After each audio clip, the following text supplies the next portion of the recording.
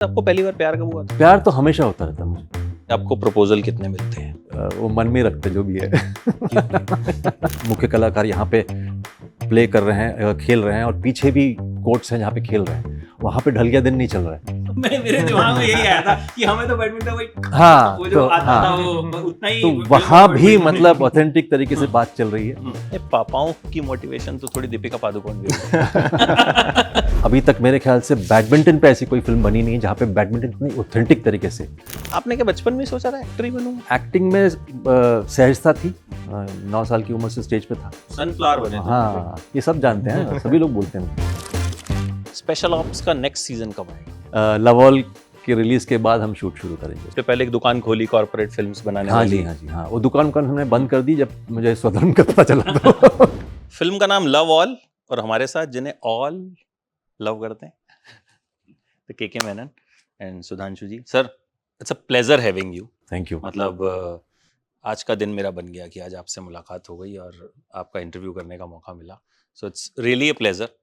तो सबसे पहले तो लव ऑल, आप इतने सारे कैरेक्टर्स तो आप निभा चुके हैं, मतलब आई थिंक शायद ही कोई जॉनर बचा होगा या कुछ होगा जो आपने छोड़ा हो। लव ऑल में what different you are doing और व्हाट यू आर डूइंग, क्योंकि आप जब करते हैं कुछ तो वो डिफरेंट हो जाता। लवॉल में एक सिद्धार्थ शर्मा नाम का इंसान, उसको मैं आपके सामने पेश करूंगा। कहानी पिता पुत्र की, कहानी बैडमिंटन की है, कहानी एक मध्यम वर्ग के परिवार की है। तो ये सारी चीज़ें हैं लवॉल के अंदर। और जैसे रैकेट स्पोर्ट्स में होता है कि 0-0 से आप शुरू करते हो, 0-0 से, उसको लवॉल बोलते हैं रैकेट स्पोर्ट में। तो रेफरी हमेशा गेम शुरू होने से पहले बोलते हैं कि लवॉल प्ले। तो ये वहाँ से टाइटल आया। तो सिद्धार्थ शर्मा आएंगे आपके सामने लवॉल लेकर 1 सितंबर को आएंगे। सर, एक चीज मेरे दिमाग में आई, फिल्म का नाम सुन के थोड़ा टेक्निकल नहीं है? मतलब बैडमिंटन पे होता तो चक दे इंडिया, मतलब ये फलाना, मतलब हिंदी फिल्मों के जैसे नाम होते हैं, तो आपने टेक्निकल नाम क्यों चुना? देखिए, टेक्निकल नाम अगर जो लोग स्पोर्ट्स से जुड़े हुए नहीं हैं उनके लिए डेफिनेटली ये थोड़ा सा मुश्किल हो सकता है, और ये अब जिम्मेदारी हमारी भी है कि लोग समझ जाएं कि लवॉल क्या होता है। लेकिन अगर इसके दूसरे मायने देखें लवॉल के, तो हम इसे उस तरह रखते हैं कि जैसे स्पोर्ट्स आपको लाइफ में ये मौका देता है कि आप हर गेम को एक नए गेम की तरह शुरू करें, चाहे पिछले गेम में आप विजेता हैं या हार चुके हैं। वैसे ज़िंदगी भी ये मौका आपको देती है दोबारा कि आप हर बार नई शुरुआत कर सकते हैं। तो मुझे लगता है कि लवॉल उस नई शुरुआत का नाम है, और अगर ठीक तरीके से हम लोगों को समझा पाए तो ये उतना टेक्निकल नाम नहीं है, सहजता से लोग समझ जाएंगे। अच्छा, जो बाकी के एक्टर्स हैं इस फिल्म में, कहीं ना कहीं आप थे सामने तो दिक्कत हुई क्या? आपको उनको कंफर्टेबल करना पड़ा? नहीं, इनफैक्ट बाकी के जितने भी एक्टर्स हैं, स्पेशली जो बच्चे हैं, वो सारे एक्चुअल बैडमिंटन प्लेयर्स हैं। वो India national and international level पे खेल चुके हैं, खेल रहे हैं। तो मैंने उनसे बैडमिंटन सीखी हुई थी।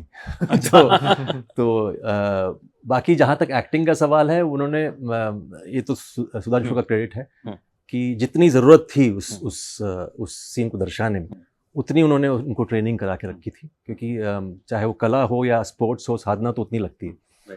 तो जिस तरह से एक कलाकार जो है अचानक रैकेट लेकर बैडमिंटन प्लेयर नहीं बन सकता, वैसे कोई स्पोर्ट्स वाला बंदा भी अभिनय फट से नहीं कर सकता। तो आपको वो जितना आपकी ज़रूरत पड़ती है उतनी आपको ट्रेनिंग देनी पड़ती। तो बहुत ही अच्छी तरीके से वो ट्रेनिंग हुई और उन बच्चों ने बहुत अच्छा परफॉर्म किया। हालांकि badminton is the main focus in the film.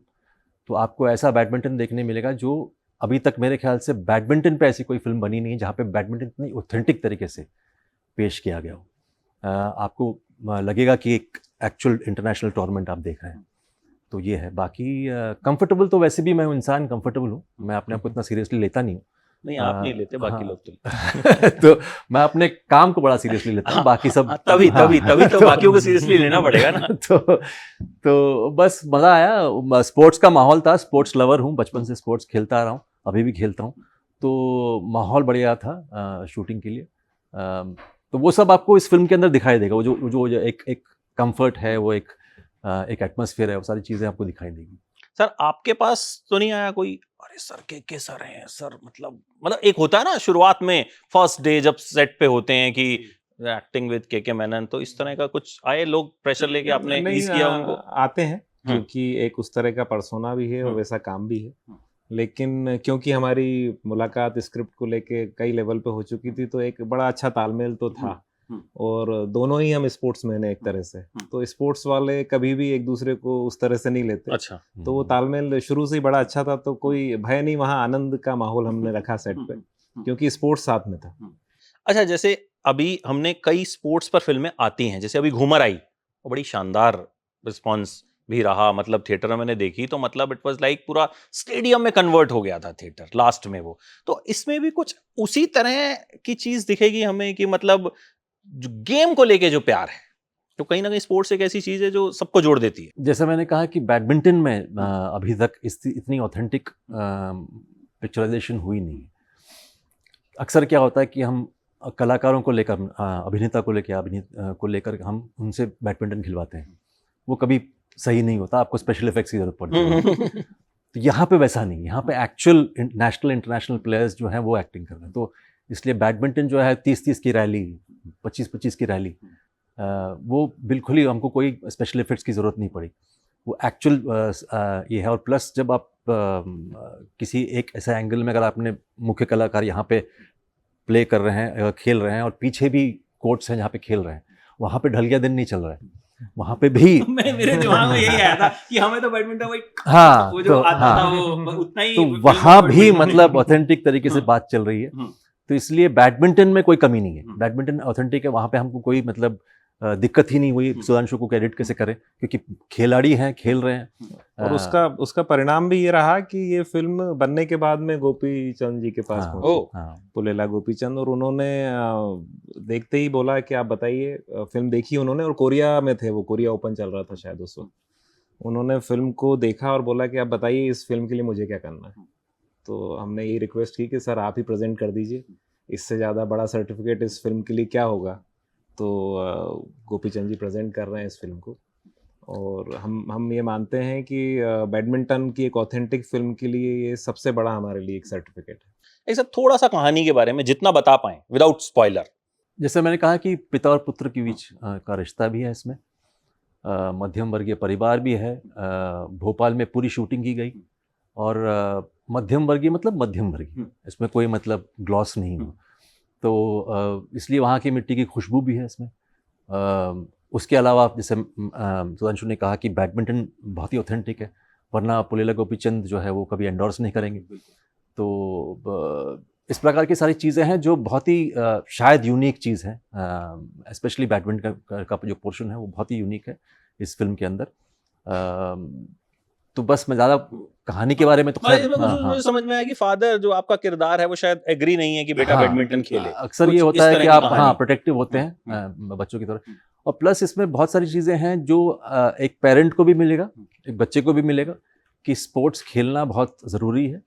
और दूसरी बात, ये सिर्फ मेडल के लिए नहीं होता है, ज़िंदगी में हर इंसान को स्पोर्ट्स से एक ना एक स्पोर्ट पकड़ लेना चाहिए। अच्छा, आपका फेवरेट स्पोर्ट कौन सा था बचपन में? बचपन में मैं बहुत तेज़ भागता था, मतलब मैं वाज अ स्प्रिंटर। ओके। तो अभी भी भागता हूँ, कुछ चीज़ों से भागता हूँ अलग। हाँ, अभी मैं मतलब भागते हाँ, जहाँ पे अनुकूल वातावरण नहीं, वहाँ से भागने में आसानी हो जाती है अभी, तो वो करता हूँ। उसके अलावा रैकेट स्पोर्ट्स तो मैं खेलता था, तो अभी भी टेनिस वेनिस खेल लेता हूँ। तो स्पोर्ट्स हमेशा हिस्सा रहा है मेरी ज़िंदगी। और सुधांशु जो है वो स्टेट लेवल तक खेल चुके हैं बैडमिंटन। अच्छा, यूनिवर्सिटी बैडमिंटन। तो यहीं से इंस्पिरेशन आई? हाँ, कि मुझे भाई इंस्पिरेशन तो है डेफिनेटली। यूनिवर्सिटी भी खेला, स्टेट लेवल खेला, फिर छूट जाता है खेल एक स्तर के बाद, लेकिन वो जो अनुभव उस समय इकट्ठे हुए वो कहानी की तरह काम आए, बैडमिंटन शूट करने में बड़े काम आए, तो वो सफल रहा मेरा उतना खेलना, ऐसा मुझे लगता है। अच्छा, एक चीज और, इसमें जो लोग गेम को समझते नहीं है, हमारे इंडिया में दिक्कत क्या है कि क्रिकेट से ही चीजें शुरू होती हैं और क्रिकेट पे खत्म हो जाती हैं। क्रिकेट में भी वो चौका छक्का तो ज्यादातर लोगों को पता होता है, फाइन लेग, ये लेग, वो लेग, वो कम ही लोगों को पता होता। तो क्या गेम समझाई जाएगी कि बैडमिंटन है क्या, रूल्स क्या हैं, मुझे लगता है कि इस फिल्म को देखने के बाद कम से कम एक बेसिक नॉलेज बैडमिंटन का, उसको देखने का, उसके जो टेक्निकलिटीज हैं उनको समझने का कोई भी समझ जाएगा।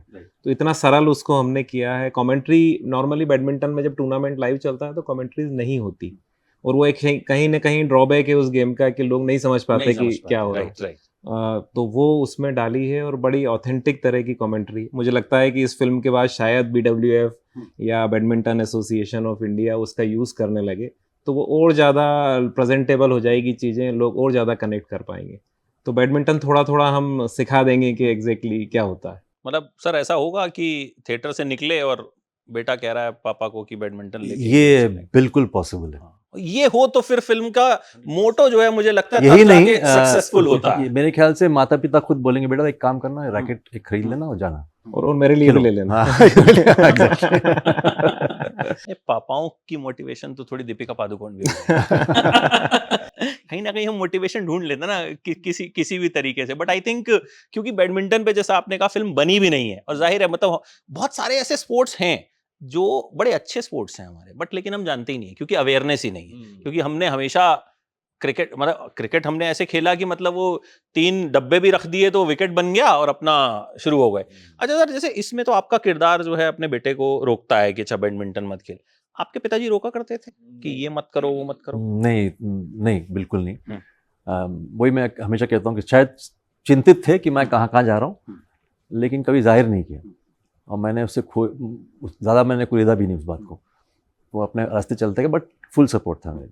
अब तो अलग अलग जगह रहे ना, बहुत ट्रांसफरेबल या जॉब उनकी ट्रांसफर रही, जॉब, और जी जी। और तो जो वो भी एक हुआ, एक स्थिर जगह पे मैं था नहीं, तो इसलिए एक तरह से नोमैडिक लाइफ जिसको बोलते हैं, उस प्रकार की जिंदगी थी। तो आपने क्या बचपन में सोचा था एक्टर ही बनूंगा? बचपन से एक्टिंग में सहजता थी। 9 साल की उम्र से स्टेज पे था, तो उस वक्त खैर इतना मैं सोचा नहीं था कि मैं सनफ्लावर बने थे। हाँ, ये सब जानते हैं, सभी लोग बोलते हैं। तो हाँ, तो वो ये एक सहजता आ जाती है। उस वक्त मैं जान नहीं पाया कि मुझे इतनी आज़ादी क्यों फील हो रही है, इतनी सहज चीज़ें मैं क्यों कर रहा हूँ। तो बाद में जब एक बार बैठ करके अपने स्वधर्म पे सोचा, तो जाना कि यही है मेरा काम। शायद अभिनय ही मेरे अंदर प्रतिभा जो है वो अभिनय की है, तो बस वही चुन लिया और फिर उसमें गति मिलती गई। बट लेकिन स्ट्रगल रहा आपका, आपने पहले एक दुकान खोली कॉर्पोरेट फिल्म्स बनाने हाँ वाली। जी, हाँ, वो दुकान हमने बंद कर दी जब मुझे स्वधर्म का पता चला। तो वो अब फिर उसके बाद फिर वो स्ट्रगल नहीं रहा, फिर वो एंजॉयमेंट रहा, वो एक्सपीरियंसेस रहा, क्योंकि मैं उसको स्ट्रगल कभी मानता नहीं हूँ, क्योंकि it was a life of choice. और मेरे अंदर क्या क्षमता है इसके बारे में मैं काफ़ी कॉन्फिडेंट था।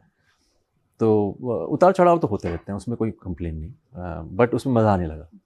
अच्छा सर, कभी ऐसा हुआ कि कोई ऐसा डायरेक्टर मिल गया जो आपको पहले तो लगा कि नहीं यार ये ठीक ठाक काम कर लेगा, लेकिन जब आपने काम करना शुरू किया फिर आपको लगा कि यार ये तो ठीक से नहीं बना पा रहा है, और कहीं ना कहीं मैं भी इस फिल्म से जुड़ा हूँ?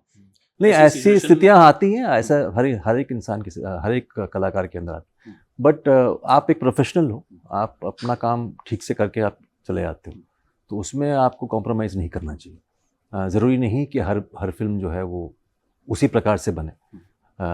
चंद फिल्में हैं जैसे लव ऑल है, जो आपकी अपेक्षा थी उससे बेहतर बन जाती है, तो उसमें अलग खुशी होती है।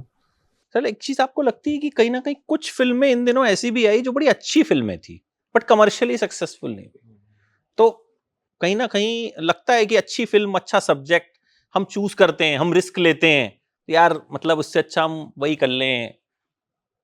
What are your thoughts on this as a director? मुझे लगता है कि उसमें भी स्पोर्ट्स का जो एक बैकग्राउंड है वो काम आता है। ये चैलेंज है डेफिनेटली, इसमें कोई दो राय नहीं है कि जो ऐसी फिल्में जो एक सब्जेक्ट पे हैं, बड़ी मेहनत से बनी है, पर उनको कहा जाता है कि लो बजट है या उनके मार्केटिंग के बजट उतने बड़े स्क्रीन्स नहीं नहीं मिलती। स्क्रीन्स नहीं मिलती, क्योंकि स्क्रीन्स लेने के लिए जब फिल्म आएगी और चलेगी वो एक अलग मुद्दा है, लेकिन स्क्रीन्स लेने के लिए जो चीज़ें चाहिए वो शायद उन फिल्म्स के पास नहीं होती है। लेकिन मुझे ये भी लगता है साथ में कि ऐसे भी कई उदाहरण हैं जब इस तरह की फिल्म्स आई और उन्होंने अपनी जगह बना ली। तो उसे उतना बड़ा टारगेट भी नहीं है इन फिल्म्स का कि वो 1000 करोड़ जब तक नहीं करेगी, 500 नहीं करेगी, उठेगी नहीं या लॉस मेकिंग कहलाएगी। तो अगर हमको अपनी स्पेस मिलती है, हमको उतनी जगह मिल जाती है जहाँ उसको चाहने वाले लोग उसको बढ़ा सकें आगे, शुरुआत दे दें एक, तो फिर समस्या नहीं है। और क्योंकि स्पोर्ट्स की फिल्म है और हम स्पोर्ट्समैन हैं, तो ये जोखिम तो लेंगे कि अच्छी फिल्म्स और ऐसी कंटेंट बेस्ड फिल्में बनाते रहें। सर एक ओटीटी भी इन दिनों, आपने भी स्पेशल ऑप्स ओटीटी पे खूब, उसके बाद एक सवाल तो नाक्षी ने भी मुझे कहा था पूछना, इनफैक्ट 2 सवाल बोले थे उसने, वो मैं इसके बाद पूछूंगा।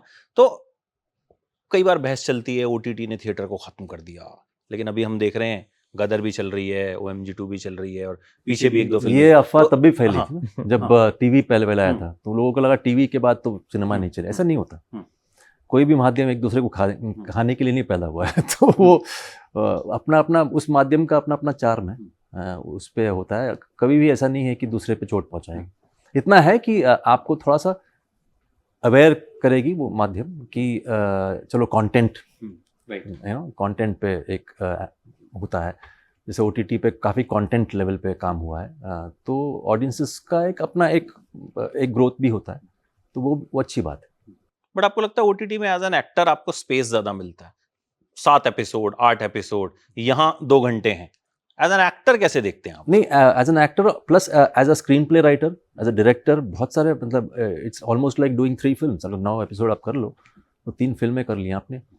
तो वो एक लंबा प्रोसेस है, और किस तरह से आपको एंड करना है हर एपिसोड, ये सब कला है। ऐसे मतलब ऐसे नहीं होता। हाँ, कि अगली सीरीज का हाँ, इंतजार भी हाँ, रहे। हाँ। वो वही होता है कि अरे यार यहाँ खत्म क्यों हाँ, कर दी, हाँ, या फिर इसके बाद थोड़ा सा और दिखा देते। करेक्ट, एक एपिसोड के बाद नेक्स्ट एपिसोड जाने के लिए आपको कुछ देना पड़ता है, ताकि वो लोग कंटिन्यूस उसको देखते रहें।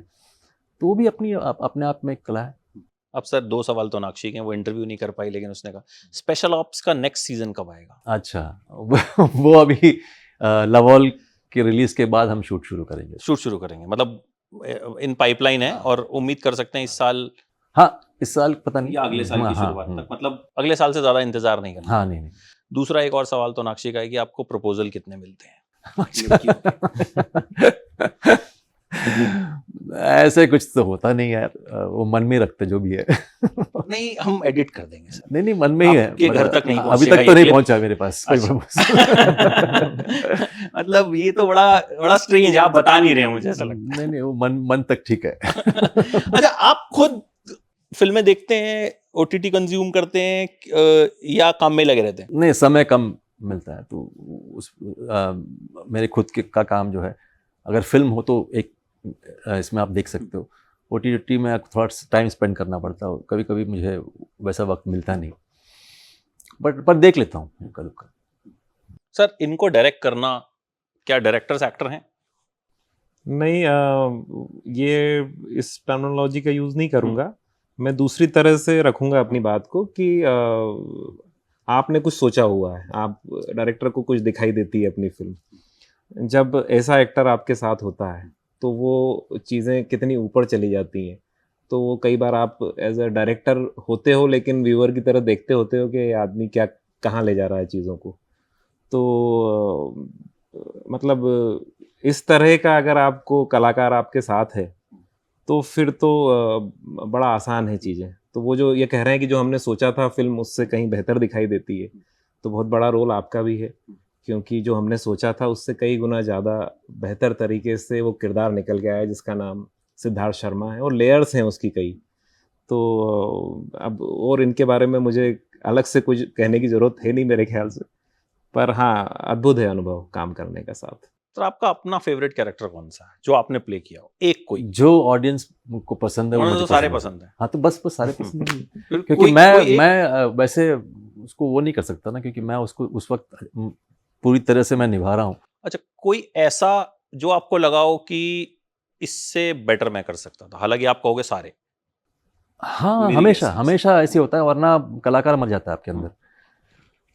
लेकिन संतुष्टि मिल, अब क्या है ना, देखो करते वक्त जो है आप अपने 40 दिन 50 दिन उसमें इन्वेस्ट करते हो, वो ज़िंदगी वापस नहीं मिलने वाली आपको। तो वो ज़िंदगी कैसी गुजरी उस वक्त, उस पर निर्भर करता है आपकी संतुष्टि। तो लवॉल करते समय 40 दिन मेरे बहुत बेहतरीन तरीके से गुजरे। इसलिए मैं हमेशा जो भी हश्र होगा उसका,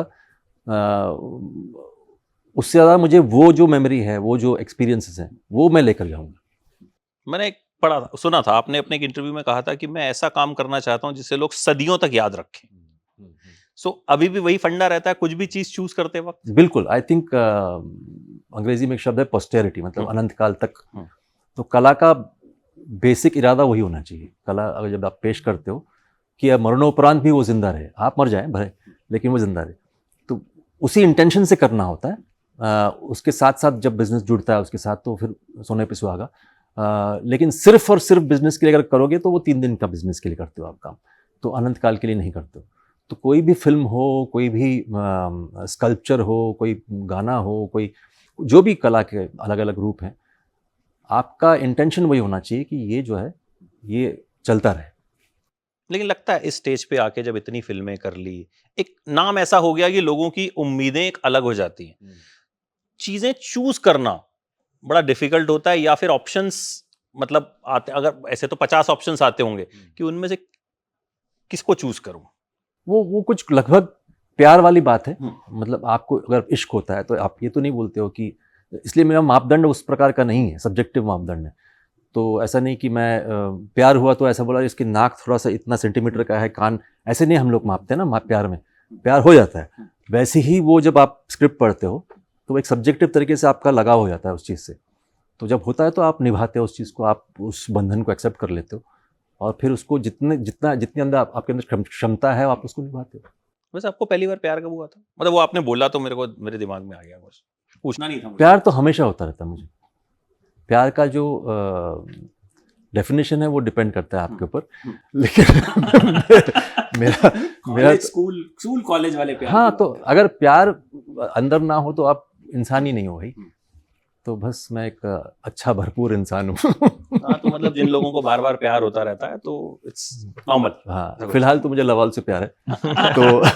तो इसलिए मैं आपके सामने लाया हूँ। आप रिव्यूज देखते हैं, रिव्यूज पढ़ते हैं? नहीं दोस्त, मैं एक लेखक है कॉल्ड जॉर्ज बर्नार्ड शॉ, अंग्रेजी के। उनका एक बहुत ही फेमस कोट है। वो बोलते हैं कि a critic is a person who leaves no turn unstoned. समझ रहे हो? तो वैसा है। तो रिव्यूज पढ़ना भी मजेदार। अगर आप उसको बहुत सीरियसली लोगे तो फिर प्रॉब्लम है। आप उसको एंटरटेनमेंट की तरह पढ़ो, क्योंकि आपने जितना काम किया है उस फिल्म के ऊपर और किसी ने नहीं किया। Right. तो न लिखने वाले ने, न किसी ने इतना काम किया, तो आप जानते हैं क्या एग्जैक्टली है। अब अगर कोई शर्ट देख के आपका बोलते कि अगली इंसान है, तो आप जानते हैं इंसान क्या है, आप ऑलरेडी कर चुके हैं उस चीज़ को। तो उसको एक एंटरटेनमेंट की तरह पढ़ना बेटर रहता है। उसको बहुत ज़्यादा सीरियसली लोगे। हाँ, कुछ इंटरव्यूज, कुछ रिव्यूज़ होते हैं जो कंस्ट्रक्टिव होते हैं, उससे आपको सीखना भी चाहिए।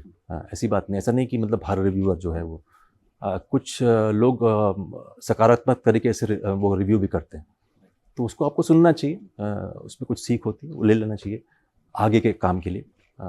वरना कुछ तो खैर क्रिटिसिज्म ही करते हैं, तो फिर हाँ नहीं, वो तो खैर जो एजेंडा करते हैं वो एक अलग चीज़ है। बट आपको लगता है इससे फिल्म का बिजनेस अफेक्ट होता है? नहीं होना चाहिए आइडियली, बिकॉज वो एक इंसान का अपनी राय है ना। वो मास में कन्वर्ट होता है कि नहीं, मुझे नहीं, मैंने उतना सोचा नहीं इसके बारे में, तो इसलिए मैं ऐसी मतलब जो अभी तक आ रहा है, मैंने उतना कुछ मतलब मंथन नहीं किया इसके बारे में कि कैसे करें।